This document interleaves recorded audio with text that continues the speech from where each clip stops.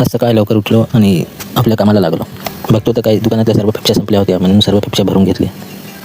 आणि बघावं थंड पण किती राहिले ते पण भरून घ्यावं असं मला वाटतं, म्हणून थंड बघायला लागलो. थंडा थोडाफार कमी होता, पण तरी म्हटलं भरून घ्यावं टायमावर. थंडे कमी पडून जातात, गिराईक वापस जातात, म्हणून सर्व बघावं लागतं. थम्सअप, स्प्राईट सर्व रिफिल करून घेतलं. 20वाला थम्सअप फार लवकर संपतो, म्हणून त्याचा बॉक्सच पूर्ण फ्रीजमध्ये टाकून घेतला. नंतर गाडी पण खूप घाण झाली होती, म्हणून गाडी पण धुवून घेतली आणि कपड्यांनी चांगली पुसून घेतली.